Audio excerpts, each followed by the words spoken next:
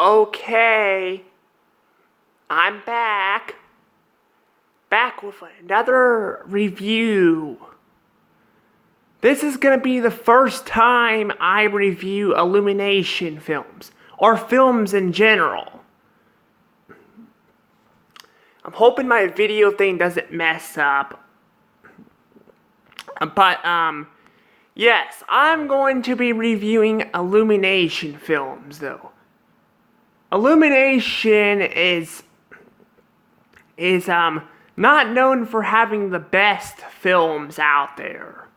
If you compare it to DreamWorks, Pixar, Sony Pictures, etc., even Blue Sky Studios, although not as well known as Illumination, they still had better films.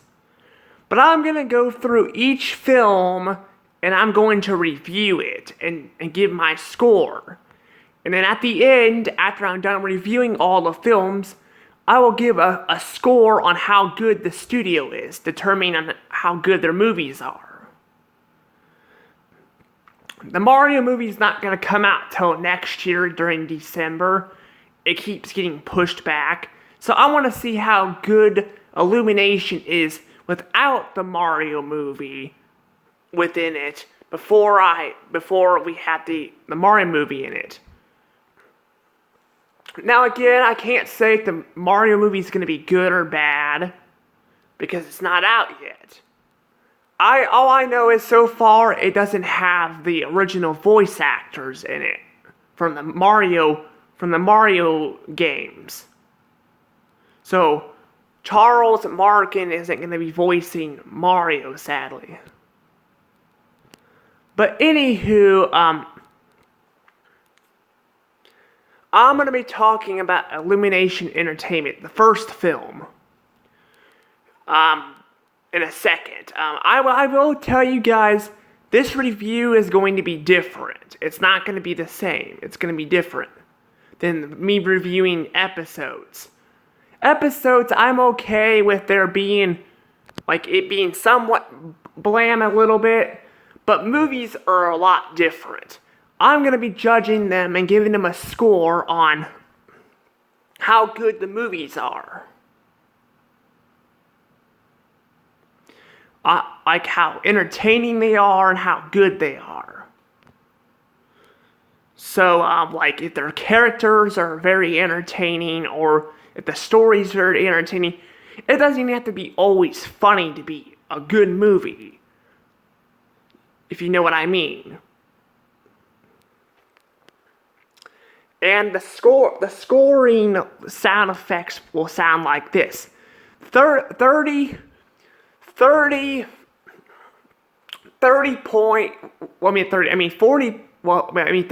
points or under will make this sound.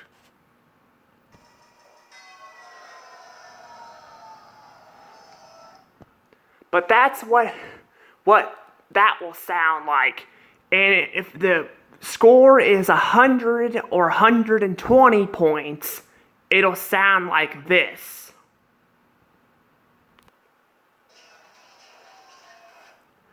It'll sound like that, sort of. Now, I may add some more sound effects maybe in the future, I don't know.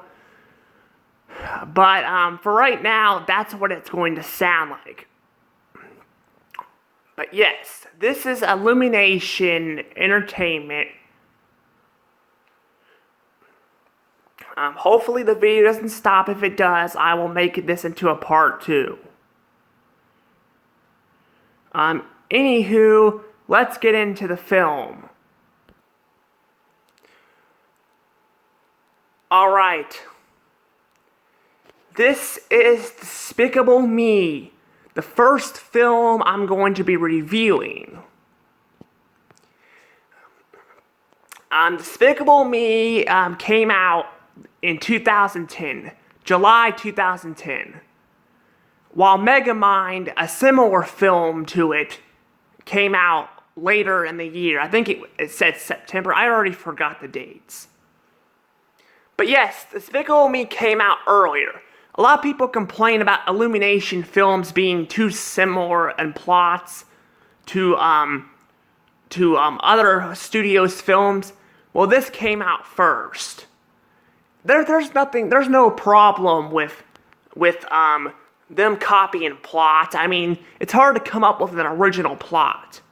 However, I feel like I should talk about this film here now.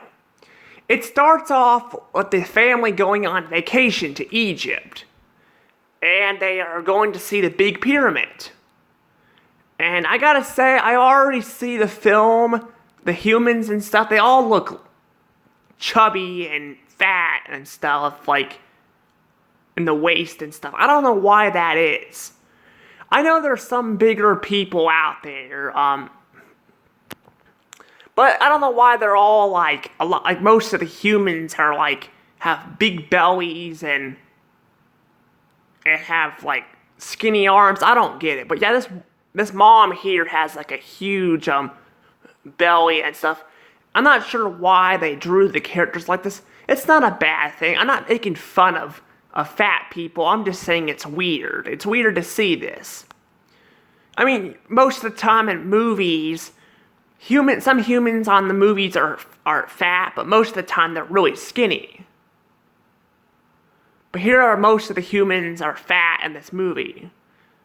But you can see here this woman's holding this kid on a leash. I remember when I was little, I had to be put on a leash. I was like itty bitty. I was probably younger than him, being put on a leash. But yes, but she's taking a picture of her husband holding the pyramid. And apparently the pyramid got stolen, so the news reporter, God, I love the news reporter, he's like, what will this villain do next? It's so hilarious, it really is. And then it cuts to our main guy, Gru. Our main guy, Gru. Alright, that's Gru right there. Gru is our main character in this film.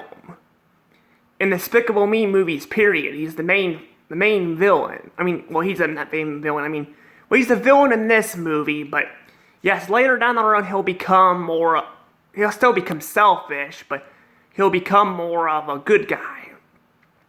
But you see up there, you see that peacock or turkey-looking feather thing? That's a symbol, that's like a news station. That's actually, I just noticed that watching the news part. I was gonna do Gru first and then this, but I didn't realize the news thing was on there. Apparently, the news reporter guy I mentioned had this news station. He was on this news station. I think this is owned by Universal, though. I think they own this. Because, they own this news station. Disney owns ABC News. Warner Brothers owns CNN. It's kind of interesting. But yes. So basically, this is the symbol here, though.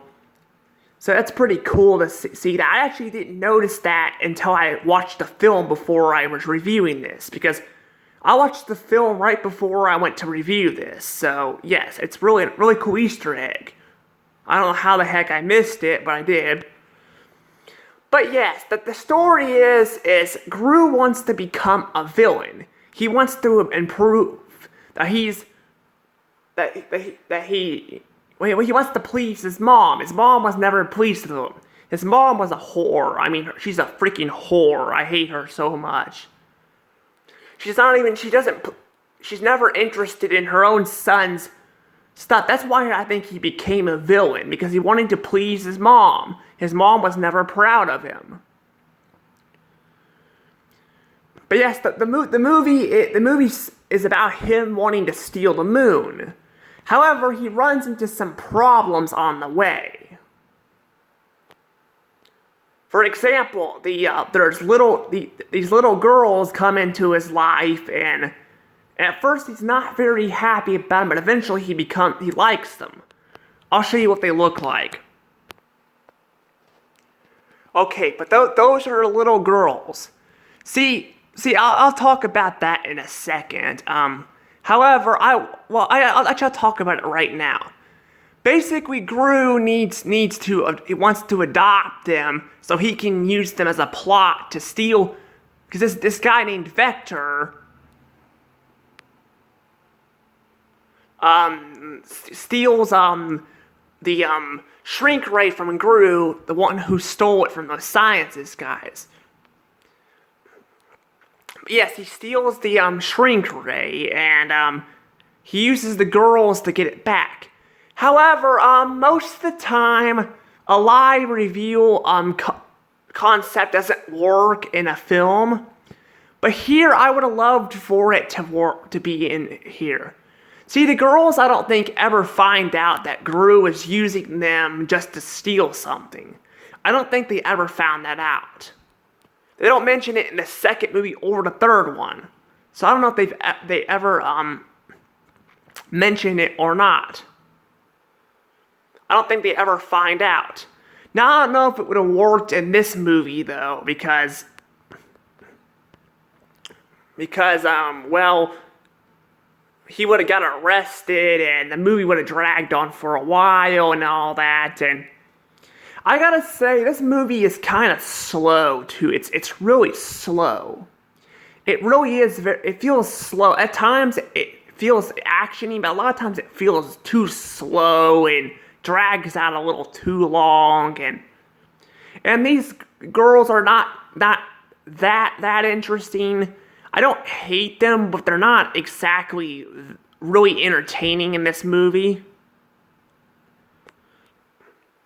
I don't know why, they just don't feel that entertaining compared to Gru, the Minions, and they just don't feel that entertaining. I don't know why.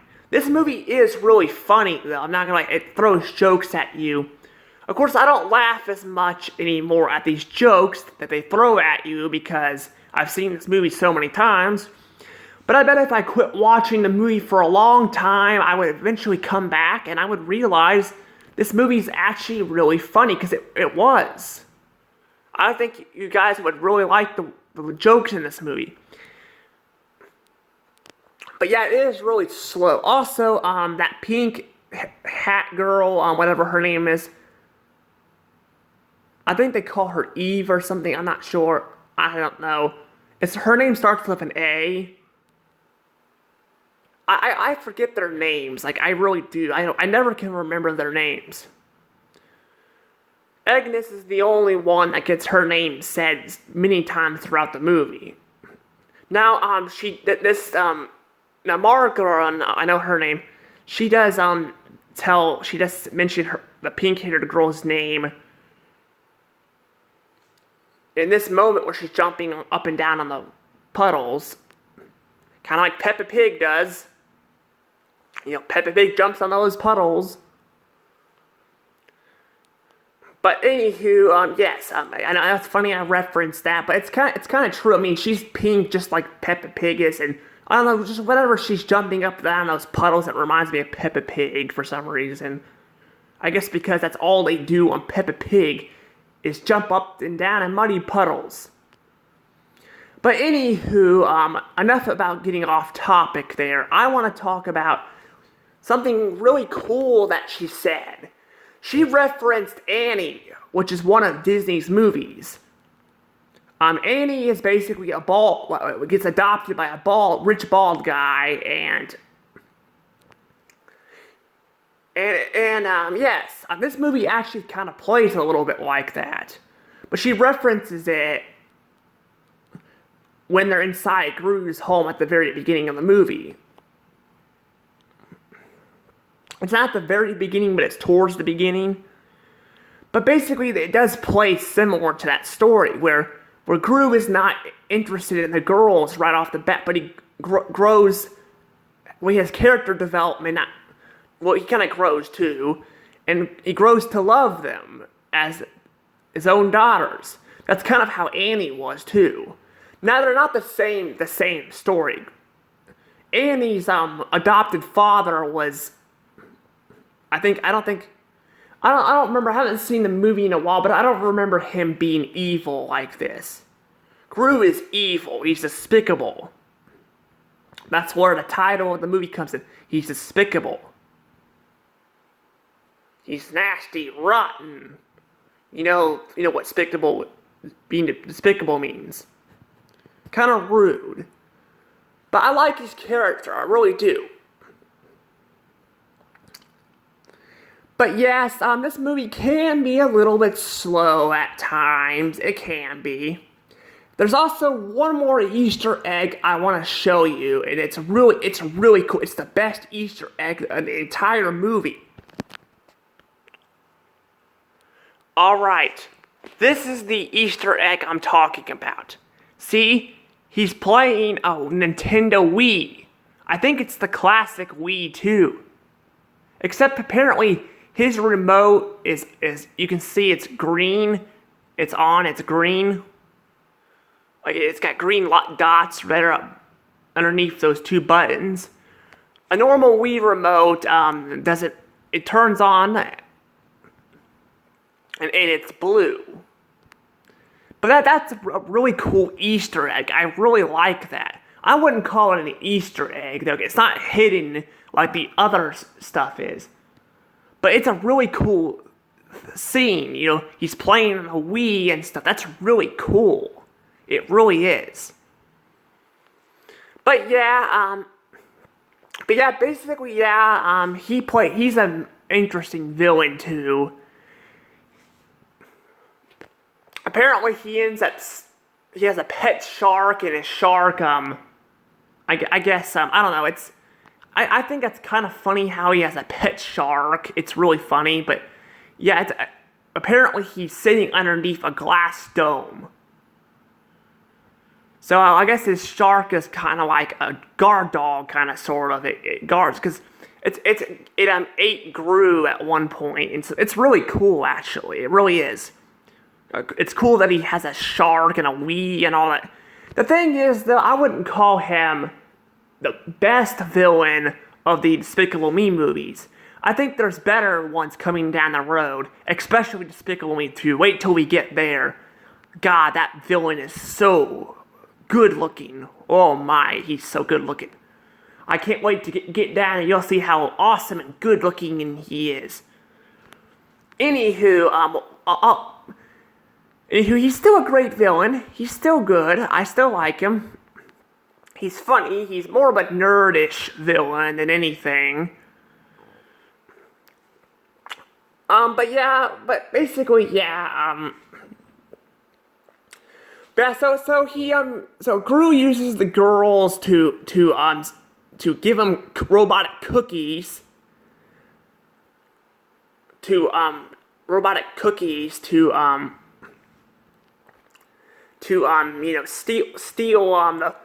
steal the back the shrink ray that they stole fair and square, And honestly, the whole thing started because Gru froze his head, but I bet he would have stolen it anyway, because there's a twist here that where that big large guy with the suit that was at the bank. I don't know why Gru doesn't just rob a bank or something. I don't know, instead of getting a loan or something. I don't know. But basically, he's Vector's dad. But he's Vector's dad. And I'm pretty sure he would have stolen the moon anyway, because if he's Vector's dad, Gru told him his plan. He probably would have stolen it anyway. So. It wouldn't matter if Gru froze Vector's head or not. It was still funny, though. It really was. But yes, he steals the ray back, and I guess the minions play a big role in this movie, too. Yes, Illumination are known for minions. Fun fact, though, about the minions. Fun fact. The minions were actually originally going to be strong and muscular, according to a video I watched. But that they had a cheap budget, so they made them look like pills. Like yellow pills. I'm not sure if they changed their personality or they were going to be the same. I'm pretty sure they were going to be more like serious minions and less goofy. But since they changed their design because of a cheap budget, they made them more goofy. But yes, I gotta say, I do think they're pretty good in this movie. I don't find the minions that annoying. A lot of people do, but I don't think they're that bad. Sure, they had a rough movie, which we're going to get to later down the road too, but I don't think they're awful characters. They're still really unique, and apparently the minions can glow in the dark, showing in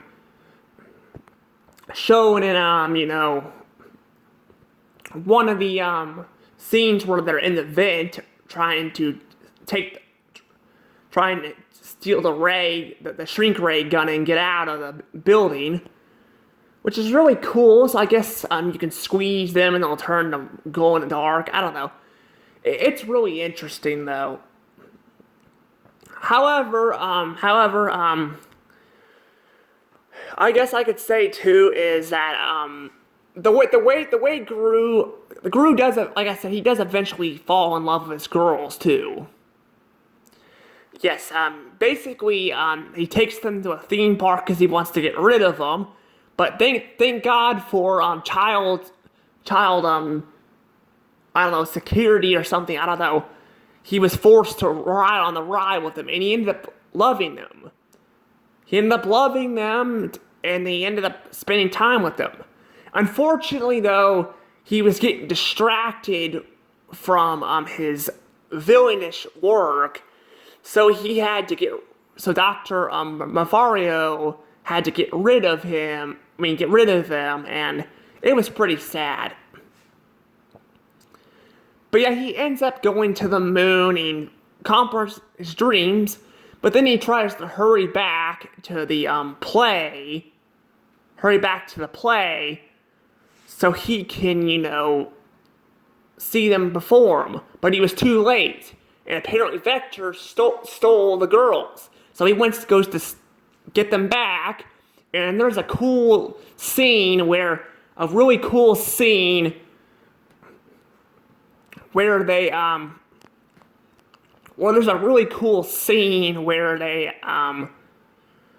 where he's like jumping over missiles in slow motion to get to the girls. It's really cool. He even punches the shark that ate him earlier, which is really cool. However, I gotta say too, apparently the moon grows big and basically Vector is stuck on the moon, which I don't know how he survived, because he's on the freaking moon with no oxygen. I mean, he has a plastic helmet on, but compared to Gru's pink spacesuit, because it was pink because of the girls putting their tutus in the washer machine. I think it was washer machine or dryer. I don't know. I think it was a dryer. But yeah, I don't know how he survived. But yeah, he was stuck on the moon afterwards, and yeah. But anywho, they get back and he reads them a bedtime story. He makes a very new bedtime story. So Gru becomes a great father figure to the girls, I say how romantic, because it's so romantic to see him bonding with these little girls. And basically it ends with them dancing. Also, there's a little bit of segment with the minions trying to reach the furthest to the screen, I guess. I think is what it was. There's also a moment where you see a minion's shadow and Gru's shadow, and Gru laughs as the minion runs off. I don't know, it's pretty funny. You can actually see the part of the Minions segment on the start of the DVD menu. You can't see Gru's thing though, but I don't know if you can see the whole segment or not. I didn't pay close attention to it. I just started the film. But anywho, that's Despicable Me. I know I kind of rushed through it a little bit, but I got a little bit of a time here to talk about this stuff. I don't want to drag it on too long.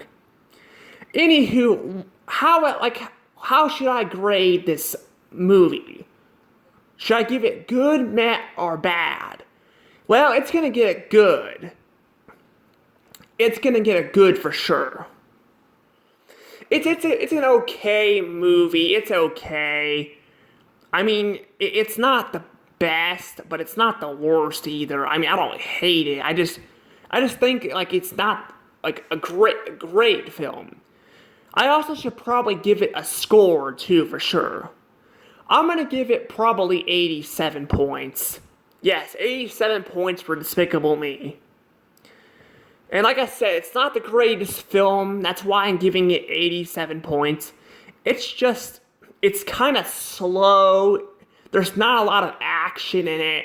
It's really funny, and there's some Easter eggs like the Wii there, and one of the pink-headed, hat girl I'm talking about, like mentioning mentioning Annie. That segment was really good. However, I don't think it's the best compared to like Pixar's first movie and DreamWorks is like some of their movies and stuff. I don't think it's as good. But I think it started out pretty good. Anywho, that's Despicable Me. If I missed anything, sorry, this movie is really long. And stay tuned for when I do Hop next week. Also, I decided to do this, I forgot to mention this too, I decided to do Illumination this week and not wait till the first week in November, like I said, because I want to do the Grinch movie on Christmas week if I can. I counted it out, and the Grinch movie is on Christmas week. So, if I review it every week, it'll be on Christmas week. Anywho, I'll talk to you guys later. Please like and subscribe for more Illumination reviews, and I will be reviewing more on studios down the road. I'm doing this studio first because there's less films, and the Mario movie's coming out next year. Well, I could have waited, but I want to do this one because there's less films. And if I learn how to edit my videos better and have better graphics and make it look better, I'll have more films to do. Because I was going to do Blue Sky Studios because Blue Sky shut down at the beginning of this year. But since I'm trying to, since there's no more Blue Sky films being released, I want to be able to make those movies look better. Because I still have a chance to do that with newer Illumination film releases. Anywho, bye. Have a nice day. See you guys when I do Hop and more Family Guy next week. Bye.